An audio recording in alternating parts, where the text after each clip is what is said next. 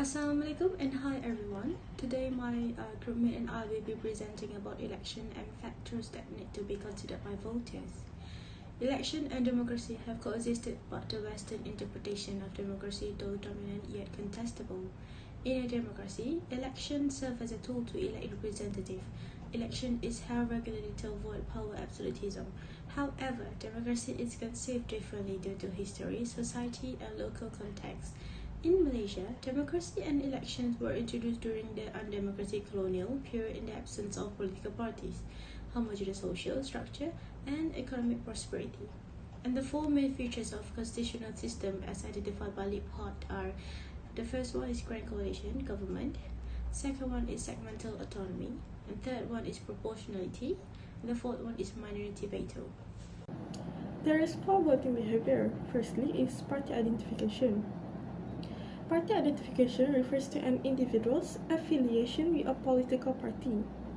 Some scholars consider party affiliation to be a sort of social identity, comparable to how a person identifies with a religious or ethnic group. A person's identity is shaped mostly by familial and cultural pressure early in life. In our voting behavior models, party identification has become a key component. In most modern democracy, there is substantial evidence that these political bonds are weakening. This raises concerns about what life will be like in political as partisanship declines.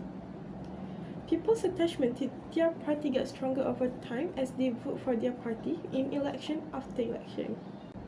Personal qualities and government success are both short-term factors that may change significantly from one election to the next. Knowledge, experience, honesty, morality, compassion, competence, and leadership ability are all personal attributes. Negative judgment of personal attributes have harmed certain candidates, while good opinions have aided others. Assalamualaikum, my name is Fitreen Binti Zulkifli, and I proceed to the next factors influence on voting behavior. Okay, next factors influence on voting behavior is candidate.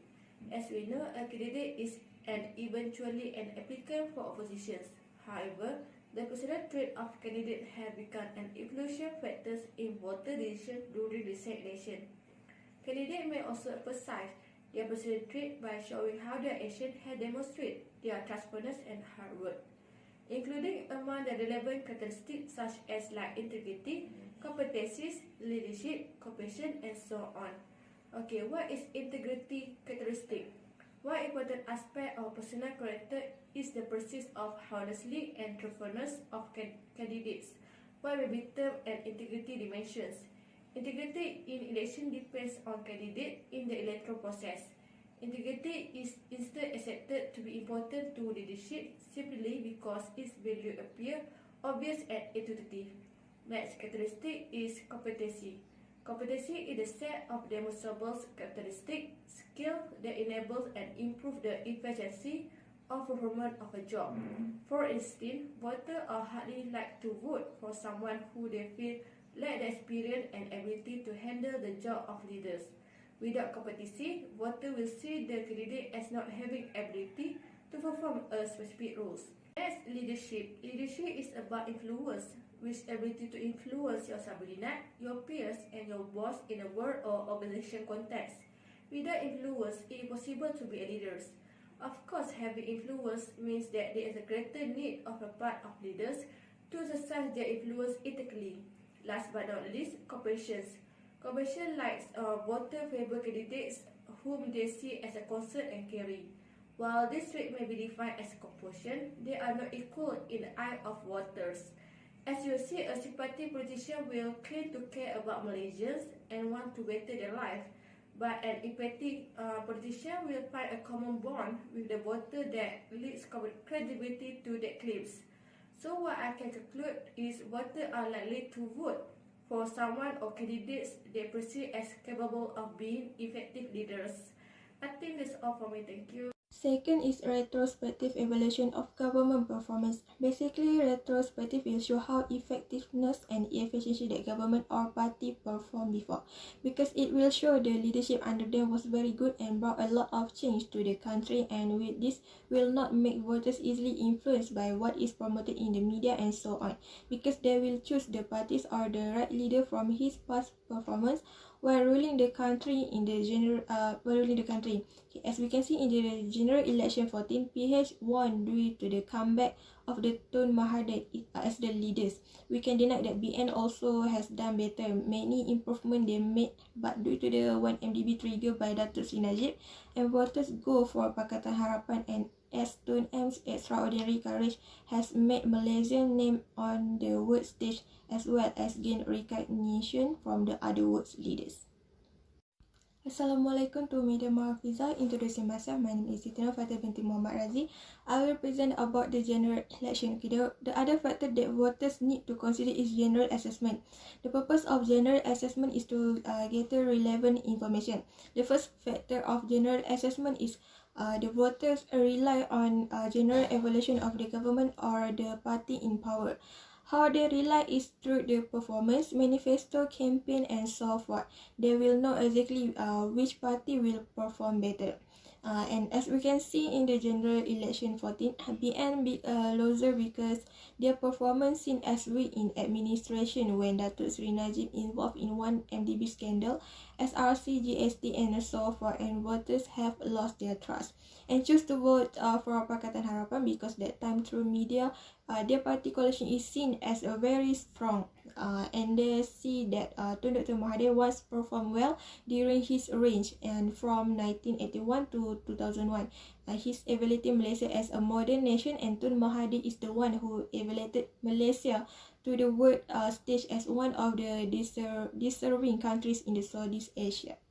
And the next is several questions the voters will evaluate. The first one is how well the government has done, like all their manifesto, whether everything has been achieved or given as promised it, because it shows that the government has done its best for the people.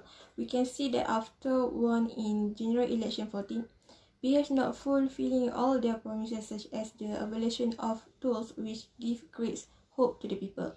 And then is how well its predetermined objective have been achieved. This is really important because the objective of any party is to symbolize what the party wants to fight for. For example, objective of the PH itself is to eradicate corruption in the country, and well, they managed to eradicate it in less than a year ruling the country of Malaysia. And next is, has the national economy and national security improved? In terms of economy, it is important because a stable economy will create many job opportunities for the people. And around 270,000 of a new job was created by the PH in just 8 months of their reign. And in terms of national security, it is important to ensure national security, and the threat of COVID-19 is also national security because it is the most obvious example, the spread of COVID-19, which could affect overall national security if not addressed.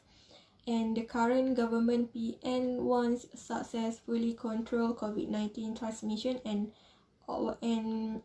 almost successful.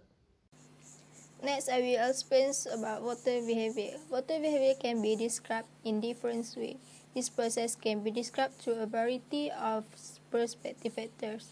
For example, economic performance, welfare benefits, election manifesto, gender, race, religion, age, or social class.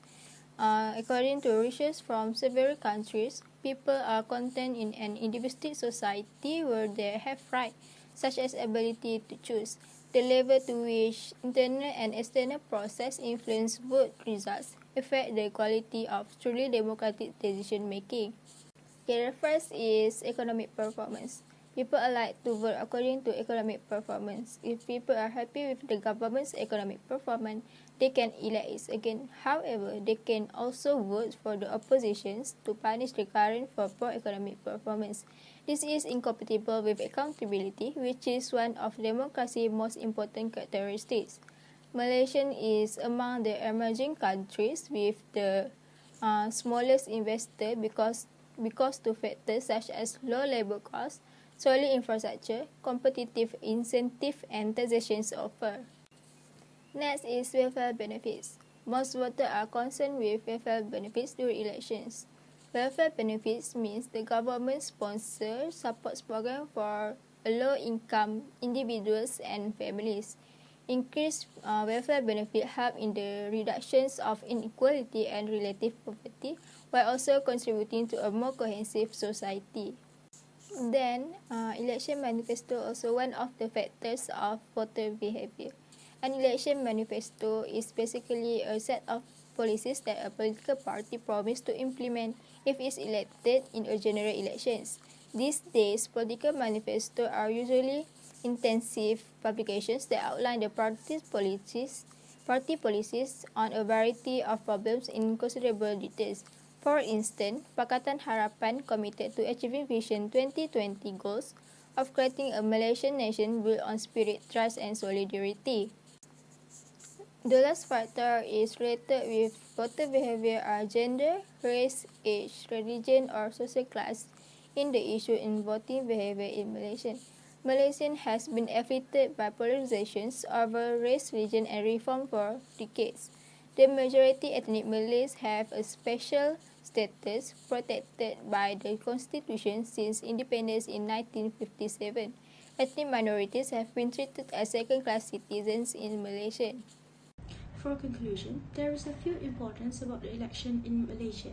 Firstly, democracy takes time. Political scientists have long held that demonstration is a protected and tumultuous process that occurs in waves and can result in reversals and democratic breakdowns. Many variables contribute to wave formation, including authoritarian regimes, lack of legitimacy, global economic policy, shift in the social atmosphere, and the neighborhood impact.